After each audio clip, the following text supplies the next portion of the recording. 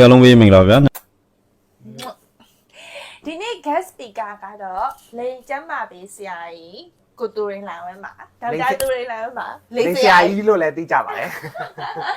ဆိုဒီနေ့ပြောမယ့်အကြောင်းအရာကတော့ကိုကိုစီမှာလိန်ကျမ်းမာရေး group လည်းရှိရယ်တချို့ဆိုကိုကို page ကိုလည်းလာမေးကြတယ်ဒါပေမဲ့တချို့ main ကလေးတွေကကြတော့ကိုကိုမေးဖို့မမေးချင်ကြအောင်မေးရမှာရှက်ကြတယ်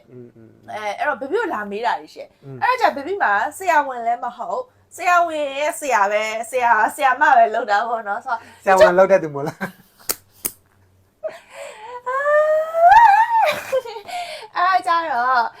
့ဟိုတချို့ဟာတွေဆိုလို့ရှိရင်ဘီဘီလည်းမဖြေတတ်ဘူးပေါ့နော်ဆိုတော့ဒါပေမဲ့လာမင်းရဲ့အကြောင်းအရာတွေထဲမှာအများဆုံးဟာတွေကိုဘီဘီကစုပြီးတော့အားလုံးကိုစားကိုမေးမယ်ဘီဘီဖြေတတ်တာကတော့ပြောတဲ့ဟာတွေပေါ့နော်ဒါပေမဲ့တချို့ myth တွေဘီဘီ confirm လုပ်ချင်တယ်ဆိုကိုဘီဘီမေးမယ်ဆိုတော့လာမင်းရဲ့အကြောင်းအရာတွေထဲမှာအများဆုံးအခုထုတ်လိုက်တာတော့အခု condom စကြောင်းပေါ့ condom စကြောင်းနေအဲ့ဒီဟာတွေကိုဘီဘီကမေးမယ်ကိုက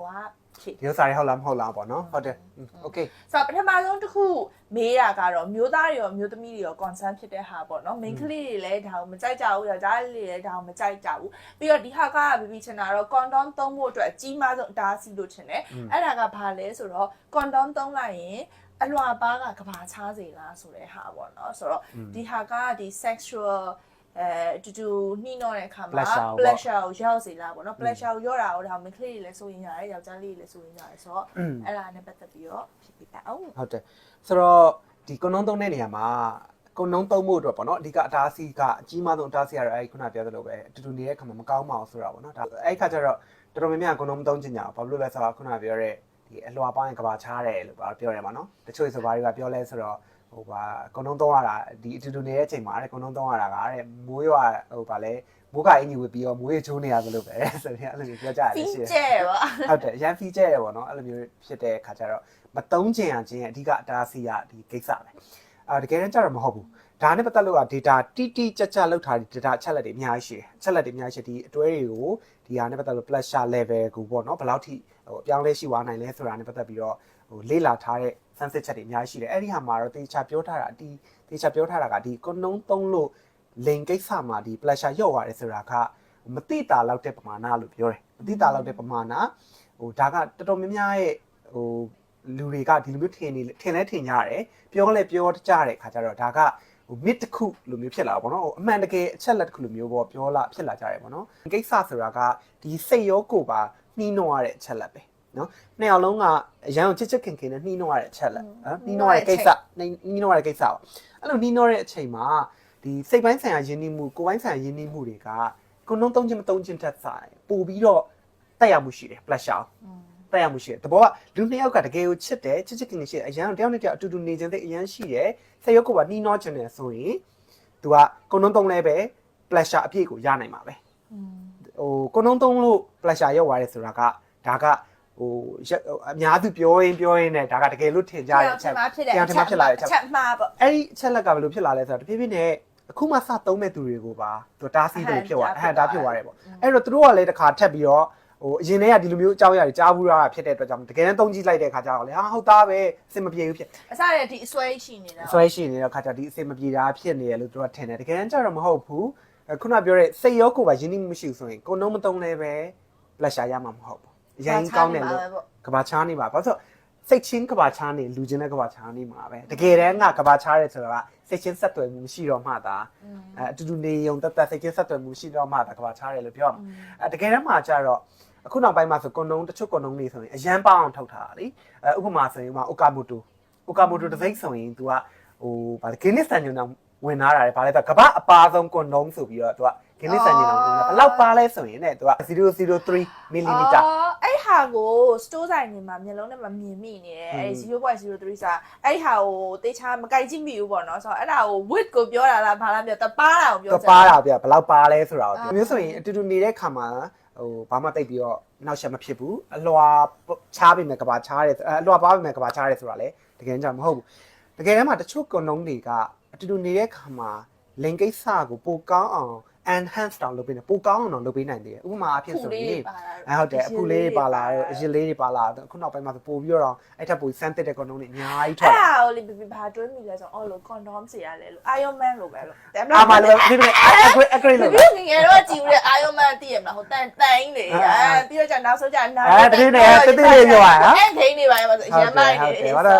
်လက်နဲ့လှုပ်လိုက်တာနဲ့ပြောင်းလို့တဘောလုံးပြီးသွားတာအဲ့လို အဲ့လို condom တွေပေါ်လာ အဲ့လို automatic တွေပါနော်ဟို implant လုပ်ထားရုံပဲကွာတင်မလားနှိမ့်လိုက်တာလေတကားလေပါပြီးသားအဲ့လိုမျိုးတွေဖြစ်လာနေတယ်အဲ့တော့တချို့ condom တွေဆိုရင်ဥမာဆက်ကြောက်ဆို तू ကမြန်နေတယ်ဆိုရင် condom သားအထူကိုသုံးလို့ရတယ်အဲ့တော့အလွှာပါပြီမဲ့ကဘာချားတယ်ဆိုတဲ့ပြဿနာကအဓိကတော့ဟိုကိုထင်တာတော့သူတို့နဲ့ကိုက်ညီတဲ့ condom ကိုမသုံးလို့မသုံးတဲ့ခါကျတော့တချို့တွေကကြီးနေတာသေးနေတာထူနေတာကြက်နေထူနေတာအဲ့လိုမျိုးပြဿနာမျိုးတွေဖြစ်တတ်တယ်ပေါ့ဒါကြောင့်အဲ့တော့တေးသေးချာကိုနဲ့ကြိုက်တဲ့condomကိုရွေးပြီးတော့သုံးတယ်ဆိုရင်တော့အလွှာပါပဲမယ်ကဘာချတဲ့တာမဟုတ်ဘူးအဲ့ဒါကလူတွေစိတ်ထဲမှာအထင်မှားနေကြတဲ့ကိစ္စတခုတကယ်မှကျတော့ pleasure ကိုအများကြီးစာရေးပြောင်းလဲမှုမရှိဘူးအထူးသဖြင့် Okamoto လိုမျိုးပေါ့နော်အရန်ပါတဲ့ဟာမျိုးတွေဆိုရင်လေဟိုတိတော့မတိတာအဲ့တော့စိတ်ချလက်ချသုံးလို့ရတယ်ခံစားချက်ကိုရော့သွားတယ်ဆိုတာမဟုတ်ဘူးအဲ့ဒါကလူတွေကြားထဲမှာမှားနေတယ်အထင်မှားနေကြတဲ့ကိစ္စcondom သုံးလို့ရှိရင်ခံစားမှုရော့စေရဆိုတာအမှားပါတဲ့ဆိုတော့ Okamoto လို့ condom သုံးလို့ရှိရင်ပါးတဲ့ဟာကိုယူပြီးသုံးလို့ရပါတယ်ဆိုတော့လူတွေကအစွန်းနှစ်ဖက်ရောက်ကြတယ်ဆိုတော့ကဲပါတယ်ဆိုတော့ကြတော့သူတို့ကခိုင်ခက်မှုရှိလားဆိုပြီးတော့ condom ဆိုတော်တော်များများတွေးရတာကိုတချို့ဆိုလဲ group ထဲမှာ post တယ်တခါလေကြောက်လဲဟိုဖြစ်တယ်နှစ်ထပ်ဆိုတာနှစ်ထပ်ဆိုတာမိုးကနှစ်ထပ်ဝက်ပြီးတော့ရေချိုးလို့ရှိရင်ရောဘလို့ပို့ပြီးတော့ကာကွယ်နိုင်လားဘလို့ကောင်းကျိုးဆိုးကျိုးရှိတယ်တကယ်တမ်း condom ကနှစ်ထပ်ဆွတ်เสียမလို့သူတစ်ထပ်တည်းဆွတ်ရုံနဲ့ကိုပဲသူကကာကွယ်နိုင်တယ်အပြည့်အဝကာကွယ်နိုင်တယ်တေးသေးချာမှန်ကန်ကန်တော့ဆော့ရမှာပေါ့နော်ဟိုကနုံသုံးတဲ့ပုံစံမှာဘယ်လိုမျိုးသုံးရမလဲဆိုတာကဒီကနုံတွေမှာလည်းပါပြီးသားဘယ်လိုသုံးရမလဲဆိုတာပါပြီးသားဒါပေမဲ့ဘယ်သူမှမဖတ်ဘူးလေဘယ်လိုဆော့ရမလဲဆိုတာအစဘယ်လိုမျိုးဘယ်လိုဆော့ရမလဲဘယ်လိုထုတ်ရမလဲအတူတူနေပြီးတဲ့ခါကျရင်ကနုံဘယ်လိုမျိုးစွန့်ပြစ်ရမလဲဒါတွေအကုန်လုံးကကနုံတွေမှာအညွန့်မှာပါပြီးသားဒါပေမဲ့တေးချဘယ်သူမှမဖတ်ကြတယ်လို့နှစ်ထပ်ဆွတ်တယ်လို့ပါတော့ပေါ့နော်ကနုံသုံးတဲ့ကိစ္စမှာအဲ့လိုအန်ရဲ့အကြီးဆုံးကိစ္စအဲ့နှစ်ထပ်ဆွတ်တဲ့ကိစ္စပဲနှစ်ထပ်ဆွတ်လိုက်တဲ့ခါကျတော့အဲ့နှစ်ခုကအပြန်လှန်ပြန်ပြီး friction ရတယ်ပြန်ပြီးပုတ်တိုက်မှုဖြစ်ကုန်တော့ပေါက်ပြင်းနိုင်ခြင်းများသွားတာပေါ့သူကတစ်ထပ်တည်းဆိုတော့သူပြဿနာမရှိဘူးလေနော်သူကအသားနဲ့ကတ်နေပြီးသားဖြစ်နေတဲ့ခါကျတော့ဒါပေမဲ့ plastic ပုံနောက်ထပ်ဒီ rubber သားပုံနောက်ထပ် rubber သားတစ်ခုထပ်ပြီးခတ်လိုက်တယ်ဆိုရင်ကြတော့သူကဒီနှစ်ခုကသွားပြီးပုတ်တိုက်တယ်အသားရည်လည်းမဟုတ်တဲ့ခါကျတော့အဲ့မှာပို့ပြီးတော့ကတော့ပို့ပြီးပေါက်ပြင်းနိုင်အဲ့တော့နှစ်ထပ်ဆွတ်တာကပို့ပြီးတော့မကာခွဲနိုင်ဘူးပို့ပြီးတော့ဆိုနိုင်တယ်အဲ့တော့ကတော့နှစ်ထပ်မဆွတ်အောင်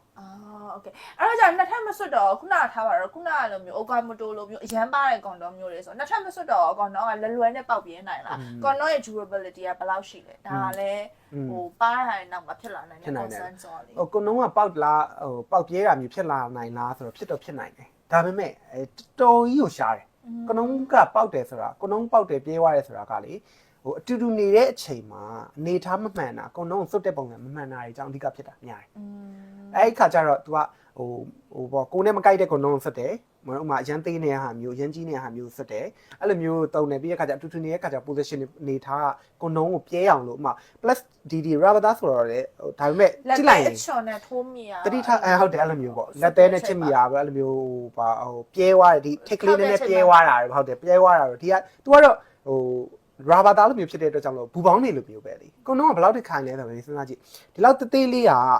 မှုတ်ကြည့်လိုက်ကြီးရတယ်ဘူပေါင်းကြီးရတယ်လုံးဝမပေါက်ဘူးတောင်းတောင်းလုံးဝမပေါက်ဘူးကုံတော့ဘူပေါင်းကလေဘူပေါင်းနေတယ်ဘယ်ကုံတော့ဘူပေါင်းနေဆိုဒီလိုမျိုးသေးလေးမှမရှိရဒီလောက်ကြီးလာကြီးပဲဖြစ်နေရလေအဲ့တော့ तू ကမပေါက်ဘူးမမြင်ဘူးလေတော့အကြီးဟုတ်တယ် तू ကတောင်းတောင်းမပေါက်ပြဲဘူးဒါပေမဲ့ကိုသုံးတဲ့အချိန်မှာနေထားမမှန်တာဆွတ်တဲ့အချိန်မှာနေထားမမှန်တာဒီလိုမျိုးပေါ့သူဟာသူရောက်တော့မပေါက်ပြဲဘူးကိုကလို့လို့ခေါ်မှာ user damage user ကြောင့်ဖြစ်နိုင်တယ်ဥပမာဖြစ် factory error မလားဟုတ်တယ်ကိုနဲ့မကိုက်တဲ့ဟာကိုသုံးတာရယ်နောက်တစ်ခါကျအရန်ကြမ်းကြမ်းတန်းလောက်တာရယ်ရမ်းကြမ်းလောက်တာနောက်တစ်ခါအချုံထက်တွေနဲ့ထိမိသွားတာဒီလိုမျိုးတွေကြောင့်ကိုနှုံးကအဓိကပေါက်ပြဲနိုင်တယ်သူ့ဘက်ကသူကဟိုခဏရည်စွမ်းအရန်ကောင်းတယ်ကနုံးနဲ့တောင်းတောင်မပြည့်ဘူးဟိုဒီလိုဆွဲဆန့်ကျင်အောင်မှတောင်းတာမပြည့်ဘူးအရန်ပါးရဲ့အောင်မှနော်အရန်ပါးတဲ့ကနုံးတွေတော့မပြည့်ဘာလို့ဆိုသူတို့ကလည်း standard နဲ့သွားရတာ哦ဥပမာအခုခုနပြောရဲကိုပြောရဲ Okamoto လာမျိုးပေါ့ 0.03 ဆိုတာတအားပါတယ်ဆိုတော့ဒီလောက်ပါမှတော့ဒီလိုဖြည့်လိုက်တာနဲ့ပြဲသွားမလားလို့လူတွေဆိုရင်အဲ့လောက်ထိမစိုးအဲ့လိုသာဆိုဘလူးမှကနုံးနေထုတ်လို့မရကနုံးတုံးပြီးတော့ကနုံးတုံးပြီးတော့တစ်ချိန်လုံးပြဲနေမှာတော့သူကတုံးနိုင်တော့ဆိုတော့ခုန take away ကတော့condom တွေကအလွှာ ပါရင်ကဘာချားဆိုမဟုတ်ဘူးအရန်ပါတဲ့ဟာတွေရှိနေပြီအဲ့တော့ကြတော့ဟိုပါအရန်ပါတော့နှစ်ခုထပ်ပြီး3ကြာလူလားဆိုတော့လည်းမလိုဘူးအဲ့ဒါကပြဲနိုင်ခြေကိုများတယ်အဲ့တော့ပါလို့တော့မပြဲဘူးလားဆိုတော့မပြဲဘူး durable ဖြစ်တယ်။တချို့ကြလည်းအခုပေါ့နော်အခုနောက်ပိုင်းကဒါပွင့်လင်းလင်းဝင်ခံရလို့ရှိရင်မြန်မာနိုင်ငံမှာလည်းဒီ sex နဲ့ပတ်သက်ပြီးတော့ကအရန်ပွင့်လင်းလင်းရှိလာတယ်ပို့ပြီးတော့လည်းကြည်ကြဲပြန့်ပြန့်ရှိလာတယ်။ဆိုတော့ကြတော့တချို့ main ကလေးတွေရဲ့ concern ကကြတော့ဒီအမျိုးသားနဲ့တူတူနေရဲ့ကူးမှာဆိုတာဆိုတော့ condom ကဒီ vaginal sex ပဲသုံးလို့ရတာလားဥပမာတကယ်လို့ oral sex ဆိုပါတော့ပေးရချင်မှာရောသုံးလို့ရတာပေါ့နော် condom ကဆိုတော့လိန်ကနေတဆင်ကူးဆက်တဲ့ကိစ္စမှာကသူကအများကြီးရှိရပေါ့နော်ဥမာဒီဟိုအတူတူနေတဲ့ပုံစံမျိုးစုံရှိတယ်ဟိုမိမကိုနဲ့နေတာပေါ့နော်ခုနကပြော vagina sex ရှိရမိမကိုနဲ့နေတာရှိရနောက်တစ်ခါကျ anal sex လိုမျိုးဒီနောက်ခီးသွားတယ်ပေါ့နော်Google group ထဲမှာဆိုရင်အများကြီးမေးကြရရှိရလေနောက်ခီးသွားတာတွေပဲရှိရနောက်တစ်ခါကျ oral sex ပေါ့အများဆုံးကတော့ဒါဒီဟာတွေနဲ့ပဲအဓိကသွားတယ်ပေါ့ဆိုတော့လူနှစ်ယောက်ကပူပူကက်ကက်နေပြီး intimate ဖြစ်ပြီးနောက်တစ်ခါကျတော့အဲ့လိုမျိုးနမ်းနဲ့ရှုပ်တယ်ထိတယ်တွေ့ရဆိုရင်တော့ဖြစ်ယောဂတွေကတော့ကူးစက်နိုင်တာပဲနော်အထူးသဖြင့်တော့ဥပမာပါဇက်ထဲမှာအနာရှိနေတယ်ဒီ vaginal sex အပြင်မှာဒီ oral sex လုပ်တယ်နောက်ခုန anal sex တွေပါတယ်လုပ်တယ်ဆိုရင်ဟိုပို့ပြီးတော့ကူးစက်နိုင်ကြအများရန်ရှိနေမှာပဲ vaginal sex တစ်ခုတည်းဒီမိမကိုနဲ့အတူတူနေတဲ့ဟာတစ်ခုတည်းပဲလေရန်ကူးစက်တဲ့ယောဂတွေကူးတာမဟုတ်ဘူးပါဇက်ကနေလည်းကူးနိုင်တယ်တခြားဆိုတွေဘာတွေကနေလည်းကူးနိုင်တယ်အဲ့အတွက်ကြောင့်မလို့ကိုနှောင်းသုံးတယ်ဆိုတာက vaginal sex တစ်ခုတည်းအတွက်သုံးရတာမျိုးမဟုတ်ဘူးကိုကမသိဘူးပေါ့နော်ဒီဟိုမှာလုံးဝမသိတဲ့သူကိုနဲ့လည်းဟိုအတူတူမနေဘူးတဲ့သူဒါပထမဆုံးအတူတူနေမဲ့သူတွေပါတယ်ဆိုရင်တော့ precaution ယူတာတော့အကောင်းဆုံးပဲဘယ်လိုမျိုးပဲဖြစ်ဖြစ်မှာ oral sex ပဲဖြစ်ဖြစ် vaginal sex ပဲဖြစ်ဖြစ် anal sex ပဲဖြစ်ဘယ်လိုပဲဖြစ်ဖြစ်ကုန်းလုံးသုံးနောင်ကအများအားသုံးတာကတော့အကောင်းဆုံးပဲဒါဆိုရင်တော့ယောဂတွေကိုကာကွယ်ပြီးသားဖြစ်နိုင်တာပေါ့ဆိုတော့ condom သုံးတာကနောက်တစ်ခုကကြတော့ဒီကိုဝင်ရှိတာကိုပဲကာကွယ်တာလားပေါ့နော်တခြားဘာယောဂတွေကိုရောအကြမ်းမြင့်အဖြစ်ပေါ့ခုနယောဂတွေအများကြီး share ဆိုပေမဲ့ကိုဝင်ရှိတာကိုကာကွယ်နိုင်တာကတော့လူတိုင်းသိတယ်အဲ့ဒါအပြင်ဘယ်လိုမျိုးအဖြစ်များတဲ့ဒီလင်ယာတစ်စင်ဆက်တဲ့ယောဂတွေကိုကာကွယ်နိုင်တယ်ပေါ့ဆိုတော့ကိုနှုံးကဟုတ်တယ်သူကတည်တည်ချာချာ effectively သုံးမယ်ဆိုရင်နော်တည်တည်ချာချာသုံးမယ်ဆိုရင်ကိုနှုံးသုံးရင်ကိုဝင်တာဖို့နည်းလမ်းတွေမှာသူက most effective ထဲမှာပါတယ်သူကအဆင်ပြေဆုံးနည်းလမ်းနဲ့အလုံးစုံနည်းလမ်းတွေမှာပါတယ်ဘာလို့လဲဆိုတော့လုံးဝမထိတွေ့တော့တာအဲ့ဒါမှအဲ့တော့ဟော်မုန်းနည်းလည်းမဟုတ်ဘူးသူ barrier method လို့ခေါ်တယ်သဘောကတော့ထိကိုမထိတော့တာအဲ့ထိကိုမထိတွေ့ရတာ side effect လည်းအနည်းဆုံးဖြစ်တယ်ဟုတ်တယ်ဟို unless ပေါ့နော် latest allergy တွေပါရှိတဲ့ရင်တော့တစ်မျိုးပေါ့ဒါပေမဲ့ခုနပြောသလိုပဲကိုနှုံးသုံးတာကsafe အဖြစ်ဆုံးကိုဝင်တားတဲ့နီလန်းပဲကိုနှုံးသုံးတဲ့နီလန်းထပ်ပို့ပြီး safe ဖြစ်တာကတော့လုံးဝအတူတူနေမှာလေ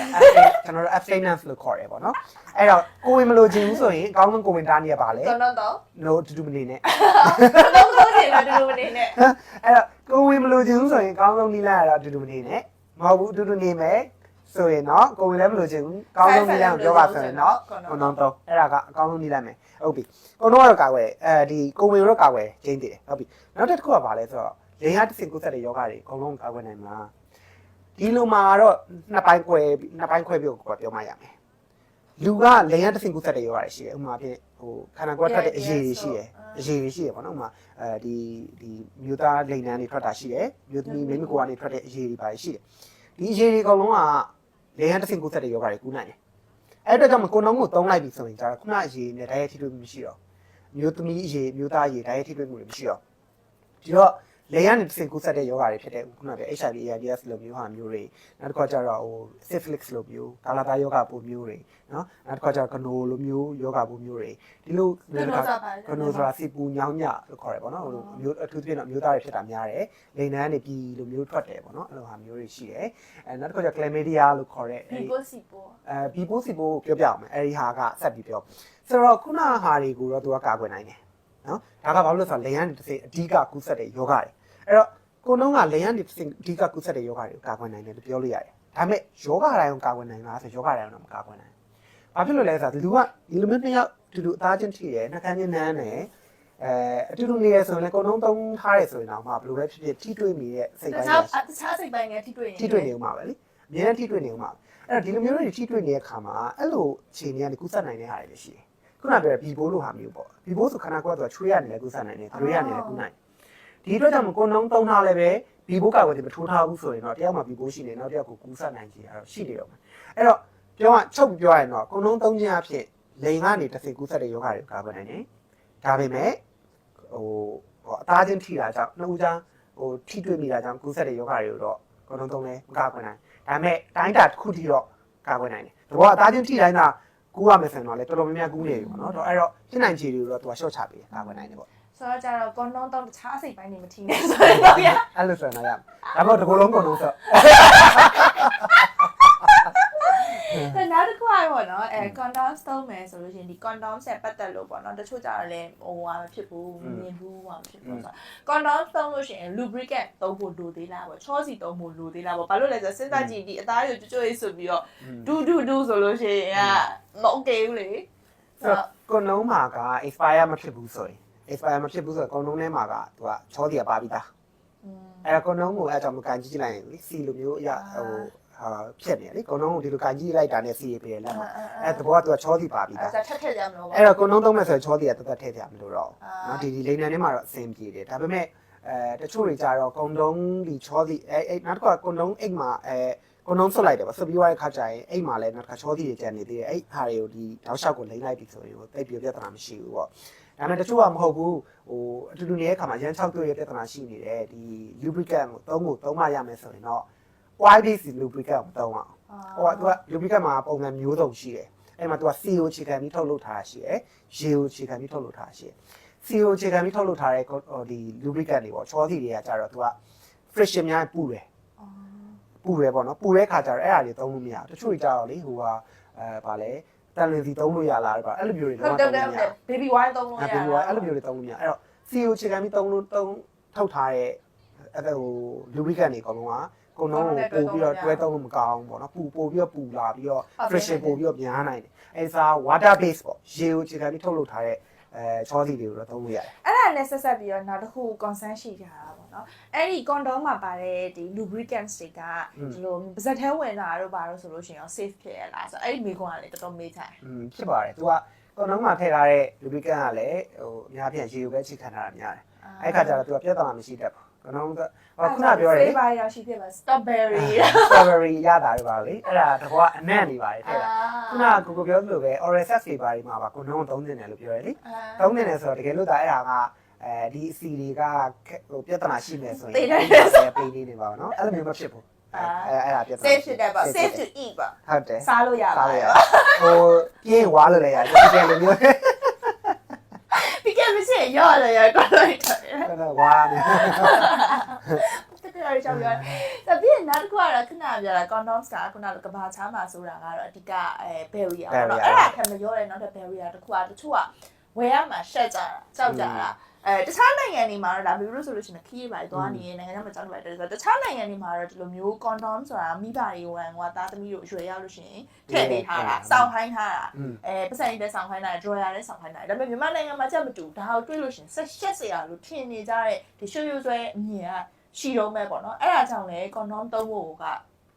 လိုခေါ်မလဲအိစာဖြစ်နေပြီလက်တကမ်းမှမရှိဘူးရှက်ဖို့ဝဲဝဲလည်းရှက်တယ်ပေါ့ရှက်တယ်ဝဲဝဲရှက်တယ်ပေါ့နော်အဲ့လိုပြဿနာလည်းတော်တော်များများဖြစ်နေနော်ဟုတ်တယ်ဆိုတော့ရင်ကတော့ဟုတ်တယ်ဟိုငယ်တော့ဆိုရင်အမှန်တော့ကွန်ဒုံးကသုံးတဲ့တယ်ဟိုပြောရင်တော့လိန်ကိစ္စဆိုတာကလူတိုင်းနဲ့မကင်းတဲ့ကိစ္စကွာကိုကိုရိုးဆိုလည်းဒီကိစ္စအများကြီးပြောနေတဲ့ကိစ္စ responsible sex ကအဓိကဒါပေါ့လိန်ကိစ္စကိုတားမြစ်လို့မရတက်ရှိတိုင်းနဲ့မကင်းလိန်ကိစ္စကိုတားမြစ်လို့မရအောင်ဘယ်လိုပဲဖြစ်အရွယ်ရောက်လာရင်ဒီကိစ္စအနည်းနဲ့အမြင်ဖြစ်မဲ့ကိစ္စပဲဒါပေမဲ့ကျွန်တော်တို့ကဘာကိုကိုရိုးကဘာ promote လုပ်လဲဆိုတော့ responsible ဖြစ်တဲ့ sex တာဝန်ယူမှုတာဝန်ခံမှုရှိတဲ့လိန်ကိစ္စကိုတော့အားပေးတယ်ဒါပေါ့ကကိုချီစင်းနေမဖြစ်ပဲနဲ့ကလေးတွေမမွေးသင့်စင်းနေမဖြစ်ပဲနဲ့ကိုစီကယောဂတွေသူများစီကိုရှောက်ပြပြမပြတ်အောင်ပေါ့နော်အဲ့လိုမျိုးတွေခြေလေးမျိုးတွေယောဂတော့အစင်းနေမရှိယောဂတွေတော့ကိုမှယောဂရှိရဆိုကိုစီကနေတခြားလူစီကိုမရောက်ဘူးနော်ဒီလိုဟာမျိုးတွေအတွက်ကြောင့်မလို့ responsible sex ကိုတော့ promote လုပ်တာအဲ့ဘယ်လိုပဲဖြစ်လိန်ကိစ္စကတော့ရှိလာမှာပဲလိန်ကိစ္စရှိလာရင်ကိုနဲ့တခြားလူကိုကာကွယ်ဖို့ကဒါကအကောင်းဆုံးတာဝန်ယူမှုအရှိဆုံးကိစ္စအခုနောက်ပဲအရင်တော့ဟုတ်တယ်ကွန်ဒုံးသုံးနေဆိုတာကမကောင်းတဲ့သူတွေမှသုံးရတာတော့အဲ့လိုမျိုးရှိကြတယ်ရှက်ကြတယ်ဝယ်ဖို့လည်းရှက်ကြတယ်ဒါပေမဲ့ဒီနေ့ခေတ်မှာတော့ဘယ်လိုခုနပြောသလိုပဲဟိုလင်ကိစ္စနဲ့ပတ်သက်လို့လူငယ်တွေရဲ့အမြင်ကလည်းပွင့်လင်းသွားပြီဟိုတော်တော်များကိုဆိုလဲဒါကလုံနေတာပေါ့လင်ကျမကြီးခုမှဆိုလဲလင်ကိစ္စကိုဟိုပညာပေးနေတာပေါ့နော်ဒီလိုမျိုးပေးနေတာဖြစ်တဲ့အတွက်ကြောင့်လူတွေကလင်ကိစ္စနဲ့ပတ်သက်လို့အများကြီးပြောင်းလဲသွားပြီအဲ့ဒီအချိန်မှာကွန်ဒုံးသုံးခြင်းကကွန်ဒုံးကိုစောင့်ထားရဲဆိုတာကတဘောက responsible ဖြစ်တယ်ဆိုတော့ပြတာတဘောကငါကဟုတ်တယ်လေကိစ္စရရှိဒါပေမဲ့ငါဟာတာဝန်ယူမှုတာဝန်ခံမှုရှိတဲ့ လင်ကိစ္စလုပ်တဲ့သူဆိုတာကို လိန်ကိစ္စရှိရဲဆိုတာရှက်ဆရာမလို့တော့ငါလိန်ကိစ္စရှိရလို့ပြောရမှာပါရှိချင်လဲရှိလာရှိလာနေမယ်ခါမှာငါတာဝန်ယူမှုရှိတယ်တာဝန်ခံမှုရှိတယ်စောင့်ကြည့်မှုရှိတယ် yes ကိုလည်းဟာကိုလည်းကာကွယ်တယ်သူများကိုလည်းကာကွယ်ပေးတယ်ဆိုတာမျိုး something to be proud เนาะ yes အဲ့တော့အခုနောက်ပိုင်းမှာဆိုရင်ဒါကုံလုံးဆောင်တာချင်းဒါကဟိုဘယ်လိုပြောမလဲ educated ဖြစ်တယ်ပညာတတ်တယ်တာဝန်ယူမှုရှိတယ်ဒီလူကယုံကြည်လို့ရတယ် credible ဖြစ်တယ် reliable ဖြစ်တယ်ဆိုတာကိုတော့မှတဘောကဟို indirectly ပြလို့မျိုးဖြစ်တယ်ကုံလုံးသုံးတယ်ဆိုတာတကယ်တမ်းကျခုနပြောလို့ပဲကိုသူများကိုကာကွယ်တယ်သူများကိုကာကွယ်ပေးတယ်ကိုဝင်မရအောင်ကာကွယ်နောက်ဆက်တွဲအဖြစ်အပျက်တွေကိုကာကွယ်ပေးတယ်လူတိုင်းကလေကိစ္စနဲ့မကင်းတဲ့အချိန်မှာကိုကတော့ဒီဟာတွေကိုမရရအောင်မဖြစ်ဖြစ်အောင်ကာကွယ်ပေးပါတယ်ဆိုတာကိုတော့မှညှိုးဆွေရရောက်သေးတယ်အဲ့တော့ရှက်စရာမလိုကုံလုံးသုံးတယ်ကုံလုံးဝယ်တယ်ဆိုတာက it means ငါက reliable ဖြစ်တယ်ငါက responsible ဖြစ်တယ်ဆိုတော့ပြရတာဖြစ်တဲ့အတွက်ကြောင့်မလို့ပို့ပြီးတော့အောင်မှပဲ promote လုပ်တင်သေးတယ်ရှက်စရာဘာမှမရှိဘူး okay ပါဆိုတော့စဉ်းစားလို့ရတဲ့လောက်ကတော့ဒီလောက်ပါပဲကိုကဘာဖြစ်စရာရှိလဲဘေဘီတို့ဒီ general public ပေါ့အဲ့လိုလူတွေရောဗာမေးချင်တာရှိဒါပါပဲအဓိကကတော့ခုနပြောခဲ့ဘေဘီမေးခဲ့မိကုန်းတွေအကုန်လုံးကဒီကုန်းလုံးသုံးတဲ့လူတွေကြားထဲမှာလူဟာဖြစ်နေတဲ့ကိစ္စတွေပဲလေအဲ့တော့ဒါတွေကိုသိချင်းအားဖြင့်ကျွန်တော်တို့ကတော့ကုန်းလုံးကိုပို့ပြီးတော့သုံးလာဖို့အတွက်ညှော်လင့်ပါတယ်ပို့ပြီးတော့သုံးလာဖို့လဲတိုက်တွန်းပါတယ်ဘာမှရှက်စရာမလိုဘူးဒါကကိုက responsible ဖြစ်တဲ့သူဆိုတာပြပဲကုန်းလုံးသုံးချင်းအားဖြင့်ဂုံတော်ယူသင့်ပါတယ်ဒါကကျွန်တော်တို့ရဲ့လက်ဆွဲဆောင်ပုံတော့ပြောလို့ရပါတယ်နော်ဆိုတော့ဆန်နကူလည်းအခုမတိလိုက်ရတာကြီးတိလိုက်ရတယ်ကိုတူရင်းနဲ့ဒါလေးစကားပြောပြီးတော့မှအများကြီးအလင်းပွင့်သွားတယ်ပေါ့ဆိုတော့ကျေးဇူးတင်ပါတယ်မေးချင်တာကုန်းလုံးနဲ့ပတ်သက်လို့မေးချင်တာတွေရှိရယ်ဘာညာဆိုလဲဒီ post အောက်မှာမေးထားလို့ရတယ်ကျွန်တော်ပြန်ဖြေပေးပါမယ်ဟုတ်ကဲ့ပါ thank you ပါကြည့်ပေးရတဲ့အတွက်တတန်း